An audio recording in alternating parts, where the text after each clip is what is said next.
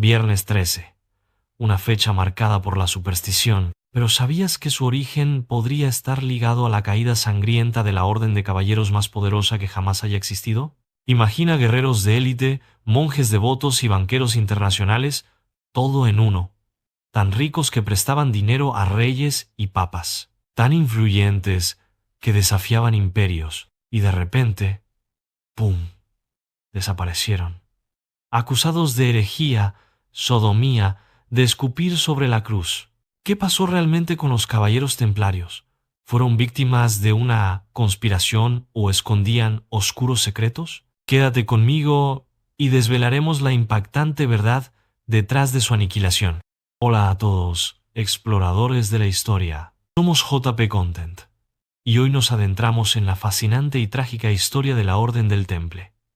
Para entender su caída, primero debemos comprender su espectacular ascenso. Todo comienza en Tierra Santa, alrededor del año 1119, poco después de la Primera Cruzada. Jerusalén había sido conquistada por los cristianos, pero los caminos eran peligrosos, plagados de bandidos. Los peregrinos que viajaban a los lugares santos eran atacados constantemente. Aquí entra en escena un caballero francés llamado Hugues de Payens y 8 compañeros.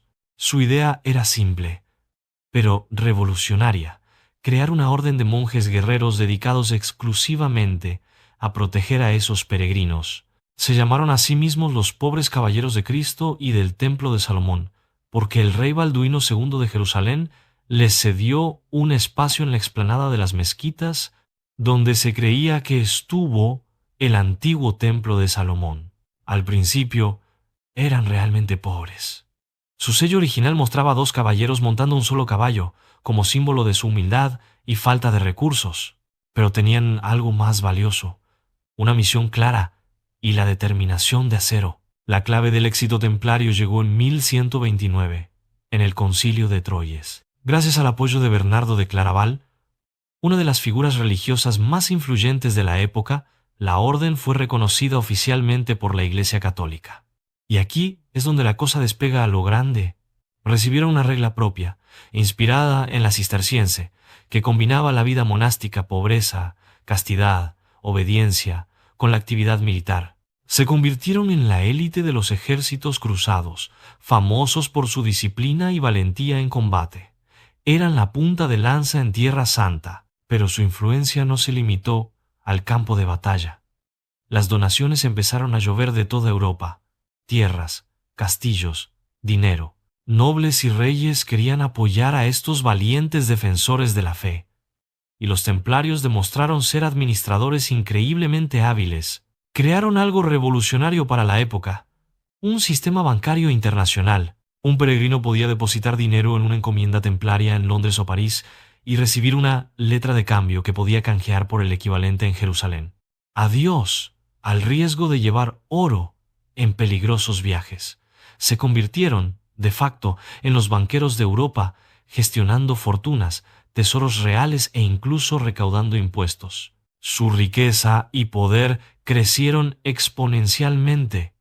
Dependían directamente del Papa, lo que les otorgaba inmunidad frente a reyes y obispos locales. Tenían su propio ejército, sus propias fortalezas, algunas inexpugnables, flotas navales. Eran un estado dentro de los estados, una multinacional medieval con una red que se extendía por todo el mundo conocido. A finales del siglo XIII, los templarios estaban en la cima de su poder, pero como suele pasar, tanto poder genera enemigos, y el enemigo más peligroso estaba a punto de entrar en escena. La situación en Tierra Santa había cambiado drásticamente. Las cruzadas estaban perdiendo fuelle, y en 1291 cayó Acre, el último bastión cristiano importante. La razón de ser original de los templarios, proteger a los peregrinos y luchar en Tierra Santa, parecía debilitarse. ¿Para qué necesitaban tanto poder y riqueza ahora que la lucha principal había terminado?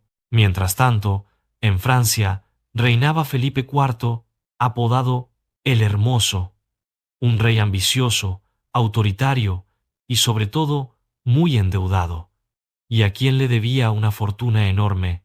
Exacto, a los templarios. Felipe veía a la orden no solo como un acreedor molesto, sino como un poder independiente dentro de su propio reino, una organización inmensamente rica y exenta de impuestos que escapaba a su control. La combinación perfecta para despertar la codicia y la paranoia real.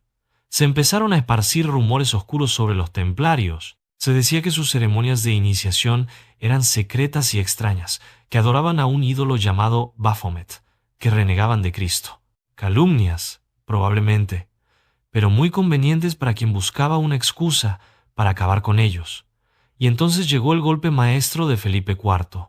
En una operación secreta y coordinada con una precisión brutal, el viernes 13 de octubre de 1307, todos los templarios de Francia fueron arrestados por orden del rey. Sí, de ahí viene la mala fama del viernes 13 para muchos. Fueron tomados por sorpresa, sacados de sus camas al amanecer. Las acusaciones oficiales eran terribles: herejía, idolatría, sodomía, renegar de Cristo, escupir en la cruz durante sus ritos secretos. ¿Eran ciertas estas acusaciones? La mayoría de los historiadores hoy creen que fueron en gran parte inventadas o exageradas, diseñadas para destruir la reputación de la orden y justificar su eliminación. Lo que siguió fue un proceso judicial largo y terrible. Los templarios fueron interrogados bajo tortura.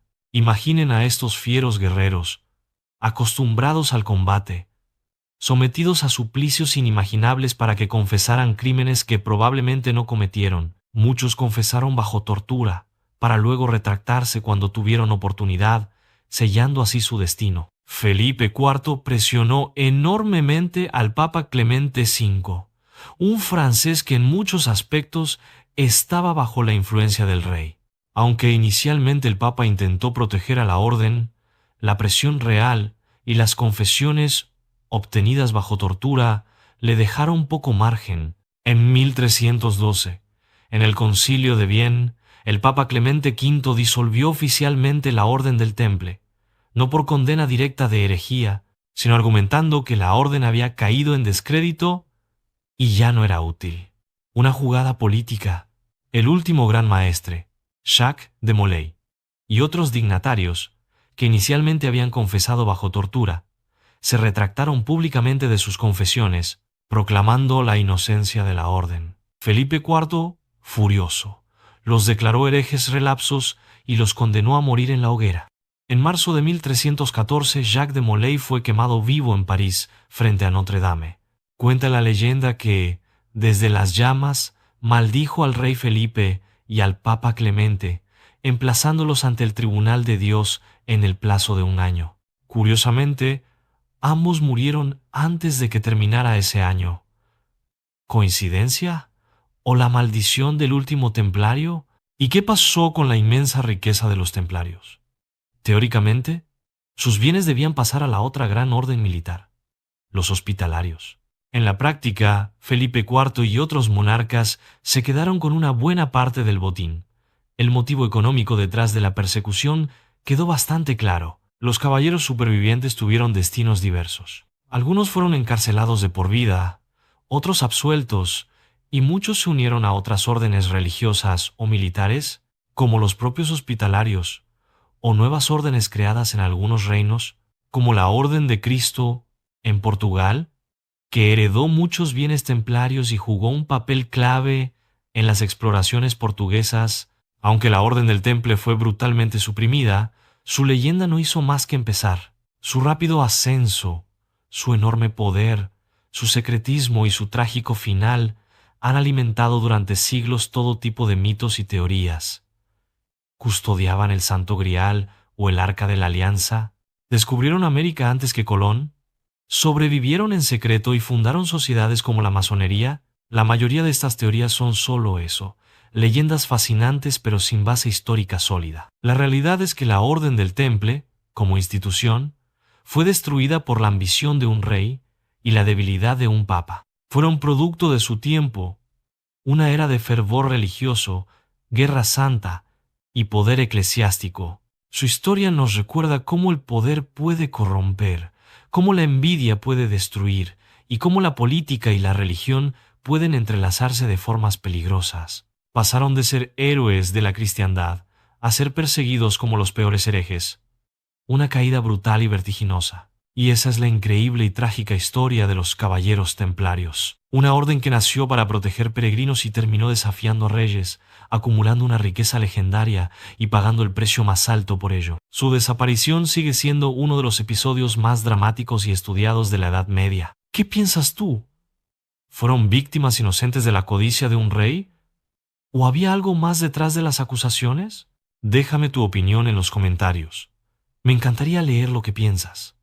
Si te ha gustado este viaje a la historia, no olvides darle a me gusta, suscribirte al canal y activa la campanita para no perderte más misterios y aventuras históricas. Comparte este video con tus amigos curiosos. Gracias por acompañarnos hoy.